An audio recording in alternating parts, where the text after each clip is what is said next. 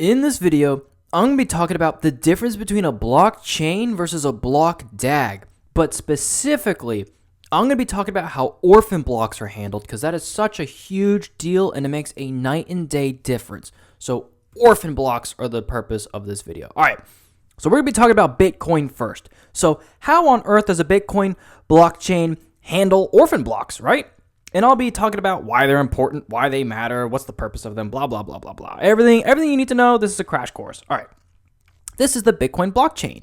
This is a block.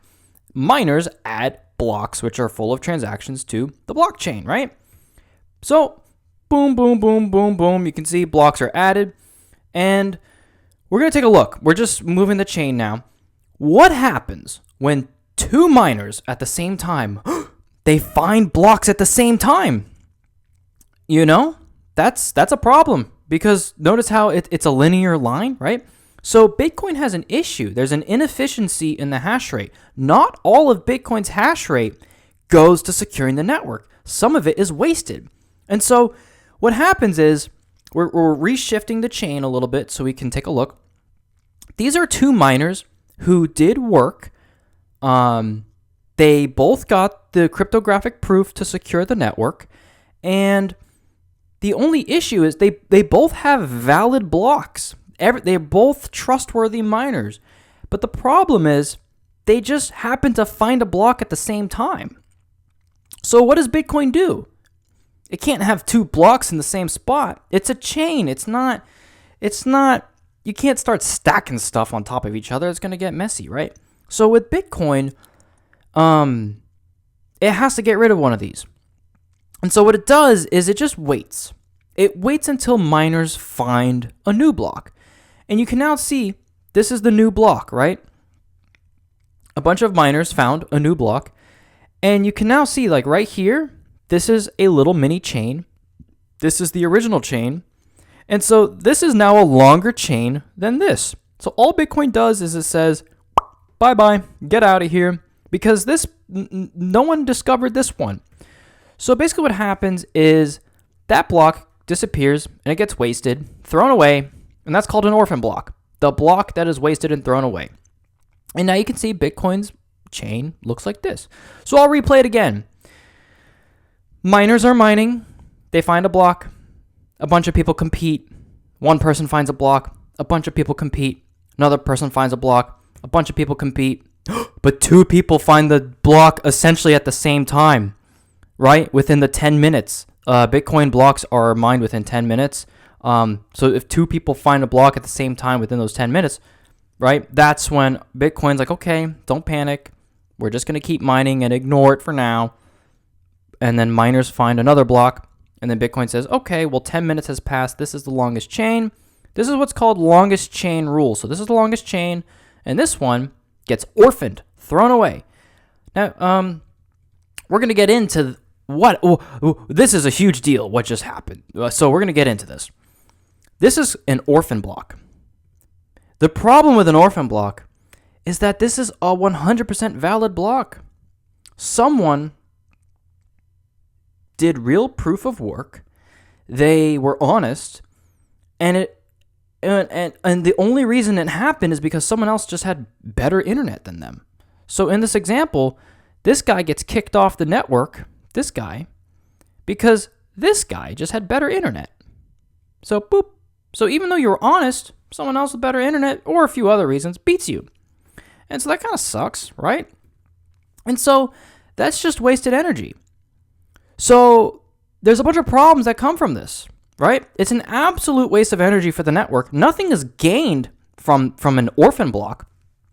And it also causes a temporary fork, as you saw, right? Now, luckily, blocks in Bitcoin are added every 10 minutes. So we don't really get a lot of orphan blocks, right? On Bitcoin, this isn't a huge deal because it's designed around not getting these blocks. You don't want orphan blocks on Bitcoin, right? And this is why Satoshi chose the 10-minute block times for miners. So you know how on Bitcoin it says every 10 minutes it's audited, or every 10 minutes the chain is updated with another block, right? Or a Bitcoin transaction is settled in 10 minutes or whatever. Like that's the talking points, right? 10 minutes isn't just randomly picked, right? 10 minutes is chosen by Satoshi because that's the number with the least amount of orphan blocks. So if Satoshi were to choose 1 minute block times, mathematically that actually means 99% of the blocks that miners would mine would be orphan blocks. So everyone would just be wasting energy. And this is because so many blocks would be added to the network every minute. Multiple people would be finding blocks at the same time. So Bitcoin finds blocks one at a time. So if the block time is lowered to 1 minute, it basically causes like a collusion, like a traffic jam in a way. Like too many people are adding stuff to the network at the same time, and it doesn't know what to do, and it creates a bunch of forks. So within 1 minute, if Bitcoin were to have 1 minute block times, 5 blocks could be orphaned. That's just a waste of energy. So this is what it would look like. All within 1 minute, there would just be all these blocks added to Bitcoin, and it'd be an absolute nightmare. So that's why Satoshi added the 10-minute time. And you can see this is what it would look like, but it would just be an absolute nightmare. Very inefficient. And notice how this is how it would work. All of these blocks would be forked. This chain right here would be the longest ruling chain. And because this is now the longest chain, guess what? All of these blocks get orphaned. They get wasted. So whoever honestly mined, boop, kicked off the network. You just wasted all your energy. And then the chain goes back to normal. But this happens so much. And so this is why Satoshi didn't make Bitcoin 1 minute block times. This is why he made it 10-minute block times. However, what's really bad is because Bitcoin is 10-minute block times, it actually makes Bitcoin closer to fiat. But it actually doesn't have to do with block times. It has to do with the fact that Bitcoin doesn't make use of the orphan block. So what's interesting is this actually makes Bitcoin closer to fiat. By ignoring orphan blocks, Bitcoin is closer to fiat, right? Now, I'll have the fiat explanation closer to the end of this video, but we need to ask the question, what if orphan blocks were to be a feature and not a bug? Because on Bitcoin, orphan blocks need to be discarded. But what if they could be harnessed? What happens? What if you can make an orphan block supercharge the network? Well, that's what Kaspa does.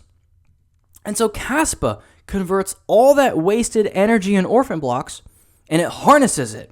And that's when it's repurposed and it turns into a supercomputer essentially. So it gives Bitcoin the biggest nutsack on the face of the planet if you can redirect the wasted orphan block energy and reharness it.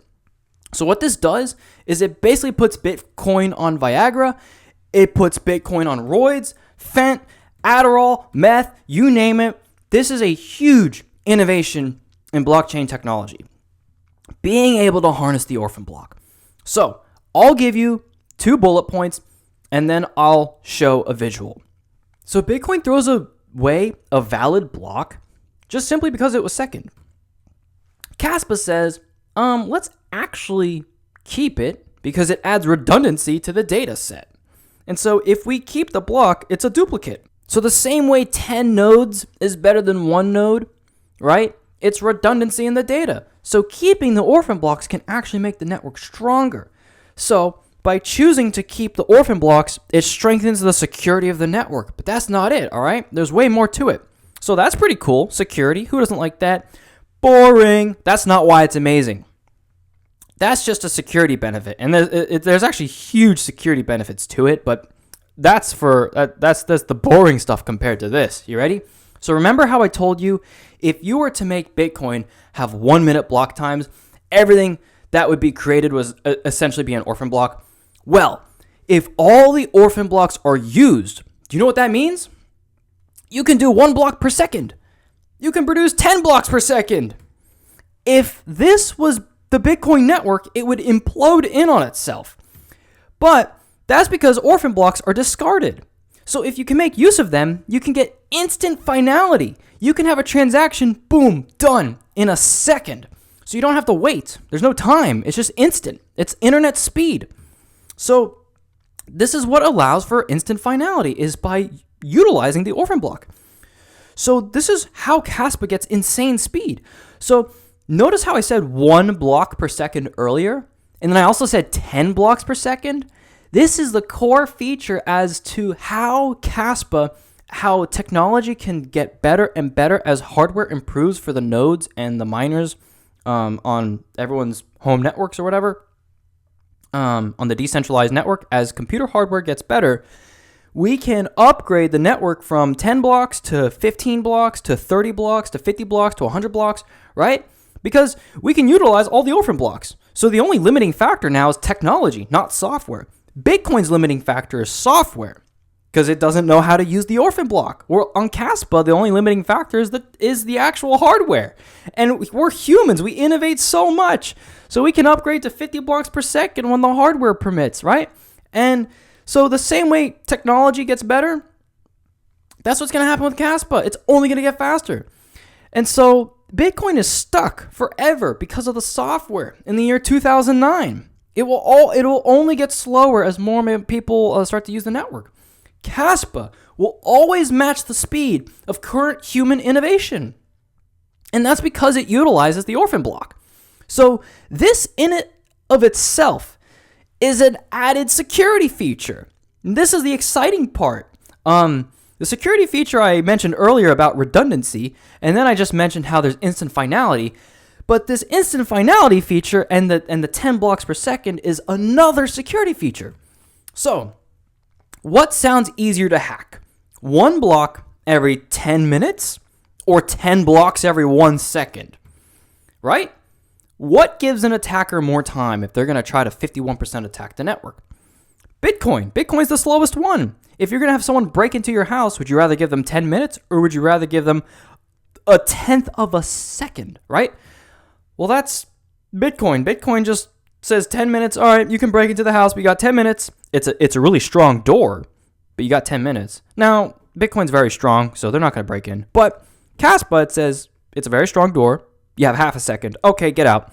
So that's the security benefit of Kaspa. So Bitcoin gives more time for someone to create a crime. So let's visualize what does all of this look like? How does the DAG work, the block DAG, right? I showed you a blockchain example earlier with Orphan blocks and how they're wasted. How does Kaspa use the Orphan block? All right, so let's go back to this example. We have our blockchain, right, theoretically. It's called a DAG, but for the purpose of this video, we just have our previous blocks. And then we have our 2 people who mined a block at the exact same time. Now on Bitcoin, one of these is about to get thrown out, right? But on Kaspa, what happens?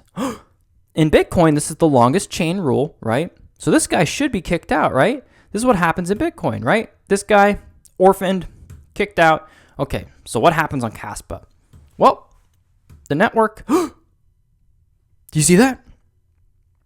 4 people found a block at the same time. Because remember, Bitcoin is 10 minutes. Kaspa is within the span of 1 second, so it's really fast. So on Bitcoin, these are all essentially about to become Orphan blocks. But on Kaspa, it sees all of these and it just says, okay, just wait, just pause. A bunch of people found 4 different mining pools or 4 different individual solo miners just found a block. We're not going to blow up. We're just going to pause, leave them there. Someone else found a block. We're just going to leave everything. Someone else found a block. And all of these have redundant data or similar pieces of data. They all are related to each other, okay? And so, another block is added. So what's interesting here is notice how it keeps going. So more and more people are finding new blocks, but what's so fascinating is because it's so fast, not everyone has the same internet speed. So someone with a little bit slower internet, 2 people were a little bit delayed, but they still found a block. They found a block here and a block here. So this makes the data even more redundant and strengthened. Oh, someone found another block. Oh, but this guy had later internet, but that's okay. It strengthens the network. So it adds so much more redundancy. And because, just, all of this is happening within the span of like 3 seconds. 3 seconds, all of this just happened. So these are all transactions that are getting confirmed. Boom, confirmed, confirmed, confirmed, confirmed, confirmed. No one has to wait. Boom, boom, right? So let me show you what this actually looks like. Let's go to the DAG. Now, my goodness, this is what it actually looks like, 10 blocks per second. Now, this is going fast. Let's zoom out so we can actually see what the hell's going on. All right. So you can see right here, people are finding blocks. New block, new block, new block, new block, new block. So people are finding blocks. But look back here in this zone. Notice how new blocks are still being added. Like you see this line, this visual line here. Blocks are being added behind the blocks being found here. And so these are all the people with maybe slower internet or other reasons, but this is just adding redundancy to the layer. And because these on Bitcoin would all become just thousands of orphan blocks, Kaspa just says, no, we're keeping them. It makes us more secure and harder to 51% attack, and allows the network to be super fast. And all these people are getting instant confirmation. So boom, payment just went through, payment just went through, payment. So super fast, and it's more secure. So there's no trade-off. So you can see right here this huge split that just happened, right? This massive split. These are all people who will just delayed in the network, but it just added more redundancy. Right here, this cluster right here is a huge split. Right here, these are all just, this would never happen in Bitcoin because while all this stuff is being found, these are the still new blocks happening. There's new stuff happening here and stuff happening here and stuff happening here. And every now and then you'll see something pop up back here. You'll see like a little something happens even back here. So it's just amazing how all this works. So how does not using the orphan block make Bitcoin closer to fiat? Well, every failed money has scaled in layers. And one of the reasons Bitcoin has had to scale in layers is because some people demand instant finality. There are a lot of services that used to accept Bitcoin, but when it slowed down, they stopped accepting Bitcoin because it took too long. And people wanted to be sure that they would receive the money. So people would use the Lightning Network, the layer 2, scaling on the second layer, the same way gold did with fiat. There's always a risk with that because you're not operating on the base layer. And the Lightning layer has that feature of instant finality. Because you're not operating on Bitcoin and you can make up your own rules, you get the benefit of instant finality with a bunch of trade-offs, right? Because you're not on Bitcoin, you're on another computer network now. And so for those who want instant finality, they have to sacrifice. They have to choose to not use Bitcoin anymore. And so Bitcoin pushes people outside of the Bitcoin network to the Lightning network. And so the same way fiat is a layer 2 to gold, Lightning is just the layer 2 to Bitcoin. And I have a typo here because I was using text-to-speech, but just don't worry about that. So, and this also affects self-custody. It's really hard to self-custody when you're using the Lightning network. There's a lot of hoops and stuff you got to jump through because you're not using the base layer. You're having to use another network. So Kaspa doesn't kick you off if you want speed. Bitcoin kicks you off if you want speed. So there's no trade-off with Kaspa. There's actually a trade-off with Bitcoin. So you actually lose features when you go from Kaspa to Bitcoin. So anyways, hopefully this is a good explanation. Thank you so much for watching. So many more videos. This was just on orphan blocks. But yeah, take care. Peace.